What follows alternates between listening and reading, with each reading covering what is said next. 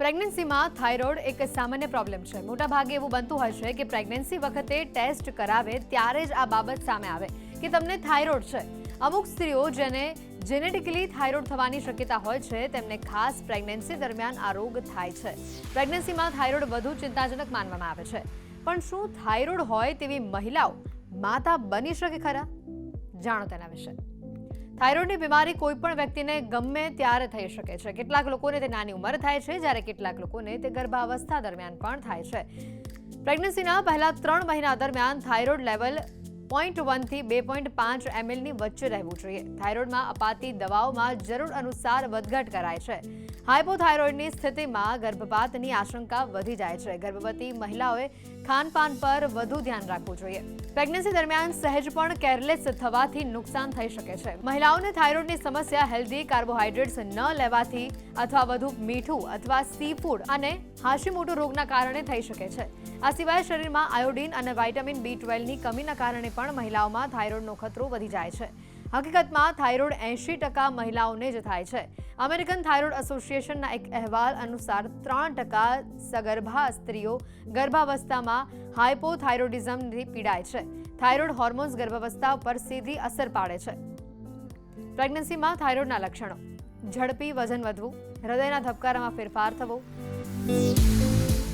ગળામાં સોજો વધવો, વાળ ખરવા, કોઈટર. ગર્ભાવસ્થામાં હાઇપરથાઇરોઇડિઝમ એ માતા અને તેના બાળક બંને માટે મુશ્કેલીઓનું કારણ બની શકે છે. ગર્ભાવસ્થા દરમિયાન હાઇપરથાઇરોઇડિઝમનું સૌથી સામાન્ય કારણ એ ગ્રેવ્સ રોગ નામની એક સ્વયં પ્રતિરક્ષા સ્થિતિ છે. આ સ્થિતિ એન્ટીબોડીઝ ઉત્પન્ન કરે છે અને થાઇરોઇડ ગ્રંથિ ઉપર તે હુમલો કરે છે, જે ઘણીવાર મુશ્કેલી ઊભી કરી દેતું હોય છે. પરંતુ જો પહેલાથી જ તમે થાઇરોઇડથી પીડાતા હોવ તો ગર્ભ ધારણ કરતા પહેલા તમારે તબીબનો સંપર્ક કરવો જોઈએ, જેથી કરીને તમે જ્યારે પણ બાળક માટેનું પ્લાનિંગ કરો છો ત્યારે બાળકમાં આ બીમારી આવવાની શક્યતા ઓછી થઈ જાય. પરંતુ જો ધ્યાન રાખવામાં ન આવે તો આવનારા બાળકના સ્વાસ્થ્ય પર પણ તેની અસર પડી શકે છે. થાઇરોઇડ એક ગ્લેન્ડ છે, એક ગ્રંથિ છે કે જે દરેક વ્યક્તિમાં હોય છે.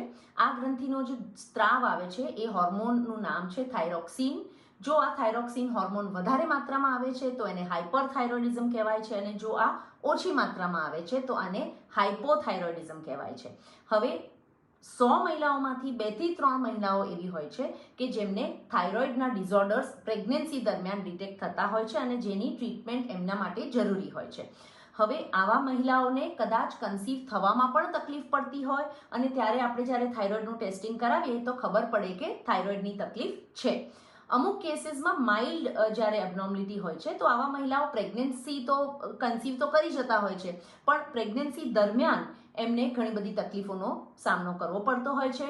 અને જો આ ટ્રીટમેન્ટ નથી કરતા આપણે તો આવનારા બાળકના ડેવલપમેન્ટ ઉપર, એના મગજના વિકાસ ઉપર, માનસિક ડેવલપમેન્ટ અને શારીરિક ડેવલપમેન્ટ પર પણ આનો અસર પડી શકે છે.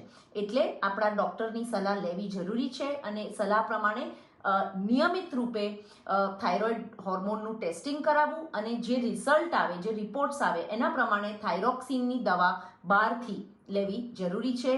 એ દવા ચાલુ કર્યા પછી જો થાઇરોઇડ હોર્મોન નોર્મલ રહેશે, કાં તો યુથાઇરોઇડ સ્ટેટસ આપણે અચીવ કરીશું, તો આવા કેસીસમાં આની જે પણ વિપરીત પરિસ્થિતિ સર્જાય છે એ આપણા માટે નહીં સર્જાય.